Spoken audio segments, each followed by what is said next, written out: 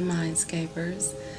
I'm here reading one of my favorite books again, and I'm reading Transcending the Levels of Consciousness, which I've shown you David Hawkins' books before. And this time I'm on Transcending Desire. In manifesting, a lot of the times we're taught that we need to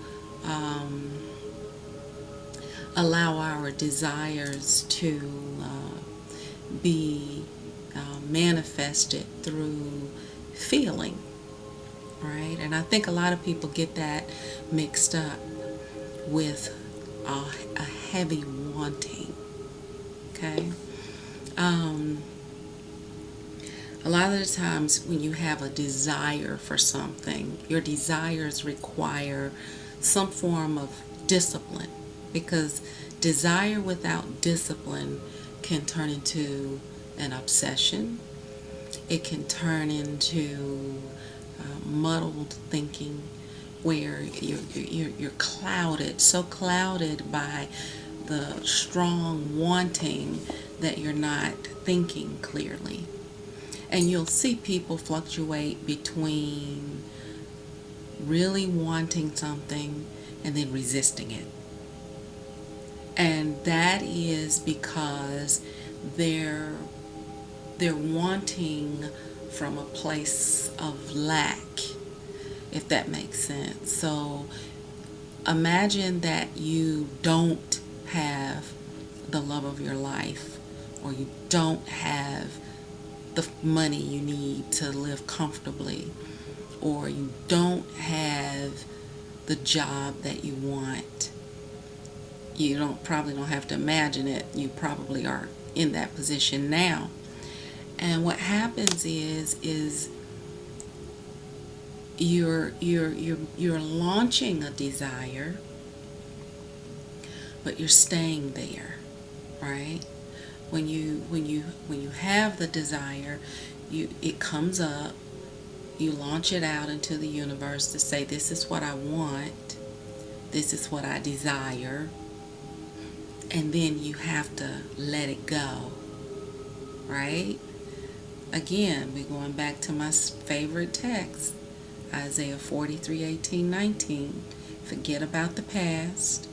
I'm about to do a new thing. Can you not see it? It's happening now. That's everything. It goes back to everything when you're talking about manifesting what it is that you want to manifest. So if you say, I have the love of my life. The love of my life is happening now. The love of my life is here now. The job that I want is here now. The money that I want is here now. Or there's so many different ways you can phrase it. What I tell people is to go through a few phrases and phrase it the way that you feel the least amount of resistance. So like if you are saying the love of my life is now here, if you're like, I don't really believe that, then that's not the phrase for you. But if in saying that you can actually feel positive about that, then that that's something that you need to say. So I say it, then write it, see how you feel. Say it, write it, then see how you feel. And then if it doesn't feel right, say it, write it, see how you feel until it feels right. Change it up until it feels right.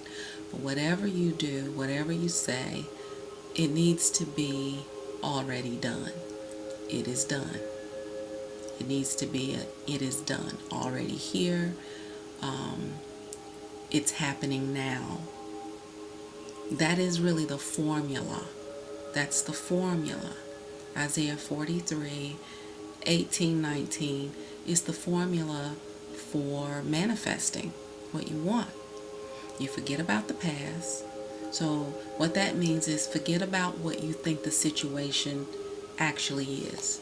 So let's say that you just broke up with the love of your life. You gotta forget about it. You gotta forget about it because you're getting ready to do a new thing. And as soon as you make the decision to do a new thing, you just moved from wanting to a decision. Okay? So, wanting is the desire. So you just moved from having this wanting from a lack from a place of lack. And then you moved over to making a decision to do a new thing. The moment you make the decision to do a new thing, it's happening now. And the can you not see it part is asking you to move from the little I to the big I. Okay?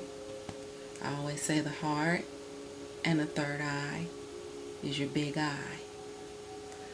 Your little eye are your two eyes that you see what we call reality with. So when you think about transitioning, it's nothing wrong with wanting.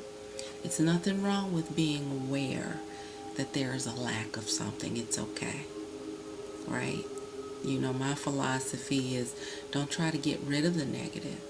Use the negative as a way to ground you and launch your positive, okay? So you're acknowledging that you have a need, a want, a desire, and we'll go into the difference between the needs and the wants in another video. But you acknowledge that you have this want, this desire. You only stay there for a second, just enough to catch fire, and then you transition over into decision. Now, once you transition over into your decision, it's important that you realize you're transitioning desire.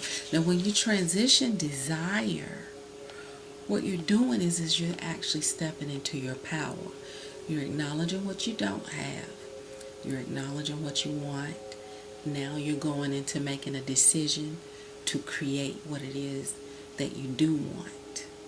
Okay? And as I was reading here about transcending desire, I thought about in my book where I have, let me see, I think it was chapter 7, and it's called Getting What You Want. Get what you want. For everyone that asketh, receiveth. And the perspective from my book, 25 Thoughts About Your Destiny, it covers not focusing on what you don't have, not focusing on what you want to avoid, but focusing on what it is that you're gonna get. Okay? And that was in line with ascending your desire or transcending desire. And that's on page 134 in the Transcending the Levels of Consciousness. And when you talk about wants and desires, that comes from a very innate place. It comes from a very animalistic place. And it comes from a very undisciplined place, which is fine because it's an instinct. You don't want to get rid of your instincts because your desires tell you when you're hungry. Your desire tells you when you're thirsty. Where it can get crossed up is when there's no discipline to it. So if you have a desire and you allow that desire to actually distort what it is that your higher self is actually trying to lead you to, and that desire actually leads you away from your higher self. And that happens a lot when people desire to get high. So if somebody's having a problem, they don't really want to deal with the problem. They have a desire to escape. So this desire to escape leads them to go get a drug, which leads them to go use the drug, which leads them to allow the drug to take them away from the problem. But in taking them away from the problem, it actually takes them away from their higher self by giving them a false sense of a higher self. Food does the same thing. Sex does the same thing. Work does the same thing. We talk about workaholics. Alcohol does the same thing. So what people are desiring to do when they want to escape, what they're really trying to do is find their higher self. Because your higher self doesn't want anything. Your higher self is just an observer. Your higher self carries all of the creative power. Your higher self is the holder of the key. But instead of getting to your higher self, you're going right past your higher self. And your higher self is like, where are you going? I'm right here. You're all over the place, right? And to get to your higher self, all you have to do is breathe and close your eyes. Breathe and close your eyes. And feel for it. You can feel it. There's a feeling. And right when you get at that feeling, it may not last that long, and it may be pretty faint, but you have a feeling of not wanting, not needing. You're past your instincts.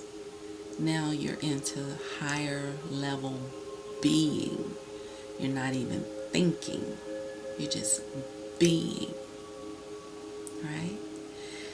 When you get in touch with that level of being, that's where it is safe to use your creativity to manifest the things that you desire.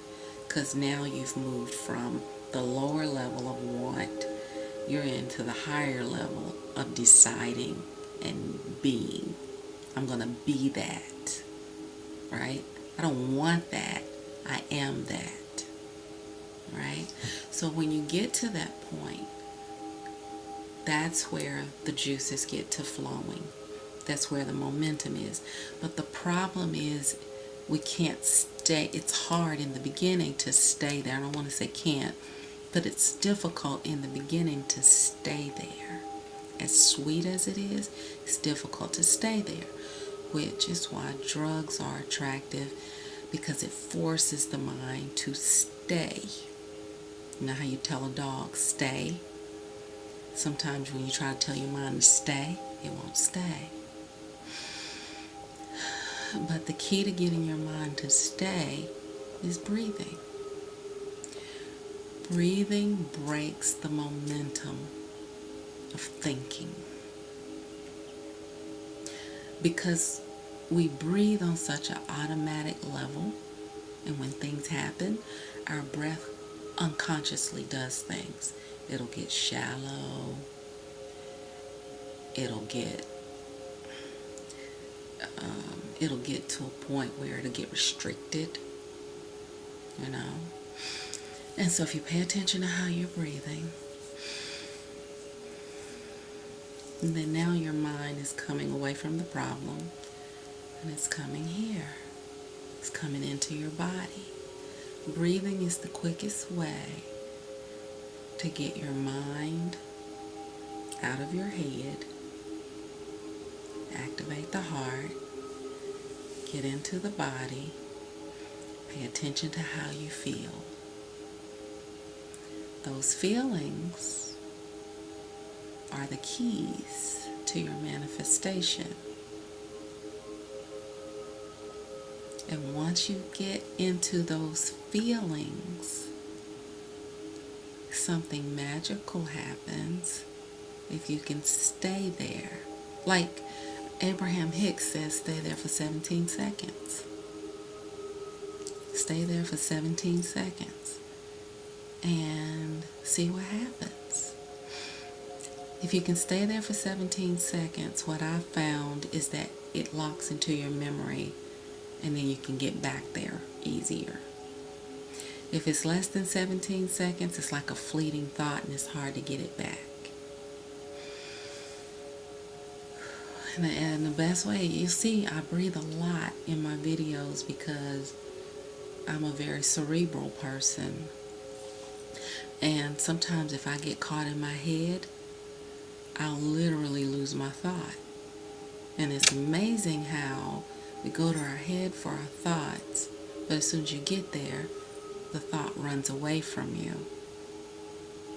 That's not an accident. It's really law of attraction. Anything you chase runs away from you. So when you want to attract what you're feeling, you do it from here. And then it comes out here. That's speaking from the heart. So when you speak from the heart, it flows better. Things come to you easier. You're more inspired. When you speak from the brain, it's like it goes straight out. And you're like, oh my God, what was I saying? What was I saying? I forgot. Right? So it's good to feel what you're saying. It's good to feel what it is that you're desiring. Because if you want it, it's coming from the brain. You immediately start strategizing and planning. And if you go look at my other video, planning is from the lower brain. Creating is from the higher brain. Right? It's from the higher self. Planning is lower self. Creating is higher self. Now, I know we've been taught backwards that those who plan succeed. In reality, those who create succeed. Because once you begin to study how this life is laid out, the plans are already there. They're already laid out. Your job is to get creative about how you're going to carry those plans out. See, you've already made plans before you even got here. You don't remember them. Not with your lower brain. But your higher brain remembers the plans that you've laid out. You know, the text where it says, God has already laid out plans for us. We already laid plans out for ourselves before we got here. And when you begin to think about a plan, you have to think about what if the plan doesn't work. The moment you think about what if the plan doesn't work, you're already creating resistance. Well, I'm going to do this in 36 months. I'm going to do this in 24 hours. I'm going to do this this way, and I'm going to do this that way.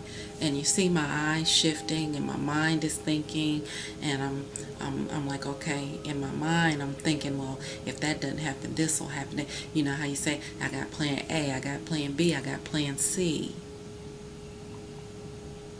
Okay, so you just keep this ball of wanting going. So now you're like, okay, I wanted this. Now I want to create this plan. Now I want to carry this plan out. And I want it to go perfectly. And I want it to happen in this timeline. And I want it to happen this way. And I want. Wants are never ending. A decision and then creating, you're done. I decide, I create, and I release. See the difference? So when you're planning, one plan leads to another plan, to another plan, to another. Oh, that plan didn't work out. What should I do now? And then you have fear, and then you have to monitor it. Then you got to go back and check, and you have to do all of this stuff that creates resistance, that kind of pinches you off from your creative force. Well, when the creative force gets to going, it's coming from the body. It's flowing. You're in the flow. That's what in the flow means. It means that you're feeling it. You're feeling it. You're feeling it. And it feels good. It feels easy. You can't see. If somebody asks you a specific question about what you're creating, you may say, I don't know, but I can feel it. That is what you want. That's what you want. You don't need to share it anyway with anyone. So when you think about the fact that you're moving from wanting to creating, and then you think about how the ego mistakes a want for a need if that desire gets out of control. So you want something, then it's a need. I gotta have it. And then really what happens is you become so obsessed with what you feel like you gotta have that you become detached from the big I. Remember I said I always feel like the big I is this bigger person standing behind me, the God that has my back, that's standing behind me, that's orchestrating everything, and I'm just resting in that and allowing it to happen, right? So if I allow the big me to come in and do this, create through me, then what happens is I'm always balanced, because I'm not hungry, I'm not thirsty, I'm not lost, I'm not looking for anything, I'm not thinking about the past, because a new thing is going on. It's happening now, and I'm so excited about it because I'm getting ready to create this river in the desert. Who does that? I do. I'm getting ready to create a roadway through the wilderness. Who does that? I do. Right? I'm in the creative force. When you're in the creative force, things don't have to make sense. They just happen. And time flies by. You're like, oh my God, I can't believe this happened already. But when you're planning, you're creating this box for yourself. You're creating this timeline for yourself. You're putting limitations on it. You're coloring in all the details, and you're getting lost in the details, and you're forgetting about the essence, the meaning, all the good stuff, right? And then after you do all of that, you're like, okay, It should happen in about 24 hours. 24 hours comes and goes, and you're disappointed, and all of your positivity has gone down the drain because you had expectations with limits. You got to have your expectations that you have. If you have them, they need to be without limits. I'm expecting unlimited possibilities as to how this is going to unfold, right? This is moving from desiring to deciding. I have decided that this is going to happen. I'm just using my desire as a launching pad. I launched it, I let it go. I made a decision that this is how it's going to be, and I don't expect anything else. Even if I see something different, this must just be what's supposed to happen on the road to what I've decided. All right, this is par for the course. This is a part of the journey. No, it doesn't quite look like what I decided, but it's happening. It's happening now. It doesn't say how it's going to happen. It doesn't say how those rivers are going to show up in the desert. It doesn't say how those roadways are going to be made in the wilderness. But the decision has been made.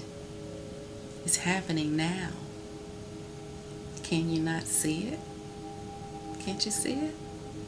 So, as you're manifesting, don't forget, use your desire to launch what it is that you want.